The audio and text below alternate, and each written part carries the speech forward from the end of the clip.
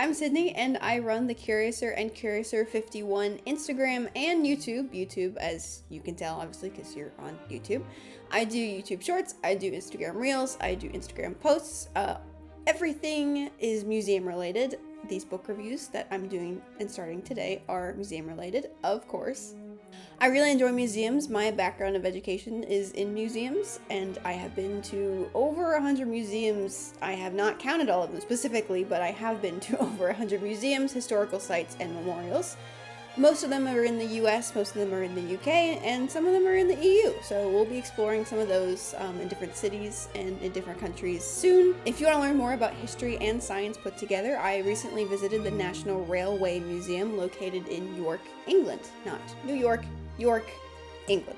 So check that out. There's a quick overview short that is in my YouTube Shorts and on my Instagram Reels. My YouTube and Instagram are the exact same, the same username. It's Curiouser and Curiouser, but the username in full is at Curiouser.and.Curiouser.51. So be sure to check it out, and let's dive into the book review. Obviously, there's a lot of books that I can cover. I'm going to cover more mythology and historical and retellings at later dates, but for now I thought I'd start short and sweet. In the future video that we will be doing in probably next week or in a couple weeks, we'll see how this video does, as this is my first official YouTube video ever. So we'll see how that goes. But the next book will be When the Museum is Closed, but today we'll be looking at Meet Me in the Museum by Anne Youngson. Meet Me at the Museum is one of my favorite books. Well, it quickly became one of my favorite books that I have ever read. It is short and sweet, and obviously very short. It is 202 pages. It took me about 2.5 hours to read, I would say. That's with snack and coffee breaks, obviously. So yeah, it's really enjoyable. I am going to read you the blurb from the back. I don't want to spoil too much, so I'm only going to give a brief and quick little light overview of the book. Not into too many specifics, just again, don't want to spoil it, and I want you to go read this book because it's a great book. When Tina Hopgood, housewife and mother, writes a letter of regret to a man she has never met, she doesn't expect a reply. When Anders Larson, a lonely museum curator, answers it, neither does he. Tina and Anders are searching for something, they just don't know it yet. As they bare their souls to each other, stories of joy, anguish, and discovery pour out of them. Suddenly, Tina stops writing and Anders is thrown into despair. Can their unexpected friendship survive? In this deep and luminous novel of self-discovery and second chances, Anne Youngson polishes the everyday until it gleams. So that tells you all that you need to know about this book, really. So I think this book does a really great job of connecting museum collections with everyday life and museum visitors. Again, part of my reason for making this channel is because I wanted to make museums less intimidating, one visit at a time, and of course one book at a time with these book reviews. So at the beginning of the book, we learn that Tina has learned about the Tolland Man, which is a bog body that was found in Denmark, and she wants to visit him, but she's afraid to visit him, and she's dealt with a lot of grief and loss, and she just really wants some joy in her life, but at this point in the book, she's not so happy with what's going on, and she's really just writing a letter to the professor who originally had mentioned her school in a foreword that he wrote. One of the reasons I really love this book is because, as mentioned, she writes to a professor. So all of this book is written in letter format. So you can see the dates that they were sent, that they were received, and even sometimes when they're not received, as the blurb tells you that she stops writing for a little bit. I really like this format. It makes it very quick and easy to read. It's also just really interesting because I've never seen a book written in this format before. Well, at least one that I've read before, but I'm sure there are others out there like this, but it's really interesting to read it this way, and I really enjoyed it because it kind of puts you in the shoes of the main characters. So this book takes place in modern day. There are no exact years given, but there are exact dates.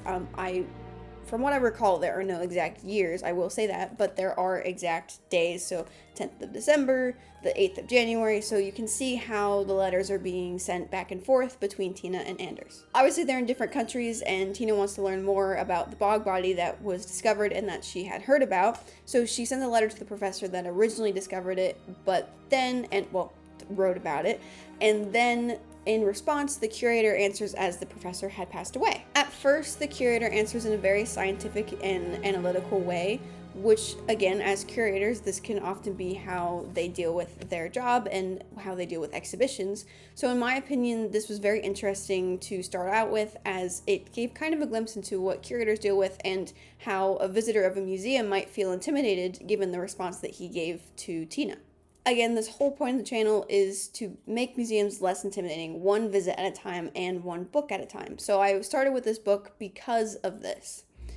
As you can see, there's a connection between Tina and the collection within the museum that Anders works in. So this is really, really interesting to me, as again, museums can be intimidating, and as someone who has been to over 100 museums and has learned about museums in my academic life, my personal life, everything, they can be intimidating. For example, I went to the Louvre and I went 2 or 3 times. I didn't see everything in the museum. The museum is huge and a lot of the signs are only in French and not in English, and it was very intimidating to me, even as someone who grew up in museums.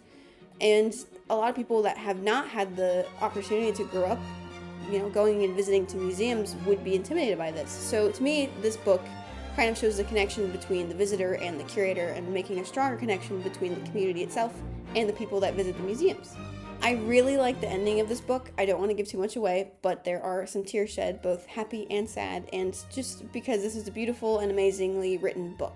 I got this book, I believe, at Topping & Company. I also believe it's at Waterstones. Of course, it's most likely on Amazon, so you can probably get it digitally or, sent to your door, because most things are on Amazon. Barnes & Noble is another great place to look.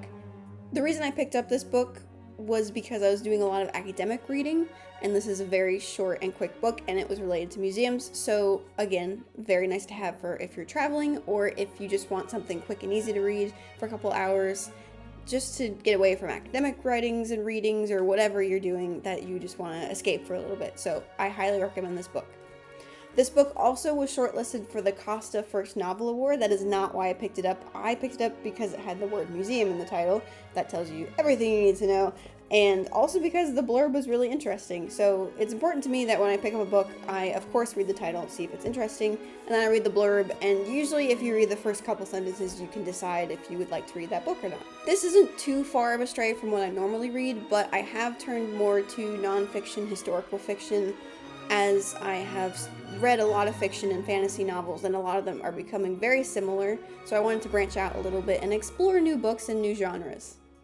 So because of that, next week our next book will be, or whenever this next video comes out, we'll see, will be When the Museum is Closed. I really enjoyed this book. Again, quickly became one of my favorites. I did annotate a little bit because I wanted to have a little bit more specifics into these videos without giving too many spoilers, but just so I can remember and jot things down. So hopefully you enjoyed this very quick and short overview of Meet Me at the Museum by Anne Youngson. Here's the cover. And hopefully you'll come back for more book reviews. I might do longer museum videos, but again, I just wanted to try out different formats, so I've been new to YouTube for a little bit. Did YouTube Shorts, those are updated every Sunday. I will probably post my book reviews on the Sunday that I post my YouTube Shorts. Reels are sporadically through the week, as well as other posts on Instagram. Again, Curiouser and Curiouser51 is where you can find me. Subscribe or follow, whatever, or don't. It's all good. And if you would like to, I have linked an article that I have written for the Scottish Fisheries Museum located in Anstruther, Scotland. They are a wonderful museum. I will be doing a review of them as I want to go back and I want to record some of the exhibitions and artifacts that they have there. It's a really awesome museum. It is a lot larger than you think it is on the inside when you walk through. Kind of like Mary Poppins' bag in a way, and it's super cool. So hopefully you can go up to Anstruther and check it out. It's the Scottish Fisheries Museum. So yeah, so thanks for watching. Hopefully I'll see you later on YouTube or Instagram. Again, Curiouser and Curiouser51. There's a dot between the Curiouser and Curiouser51 in case you need to look it up directly. And YouTube Shorts, again, posted every Sunday, and Instagram is posted sporadically throughout the week. Reels, posts, stories, what have you. So thanks for listening and watching this short video, and here's to making museums less intimidating one book at a time, and to make museums less intimidating one visit at a time. So see you later.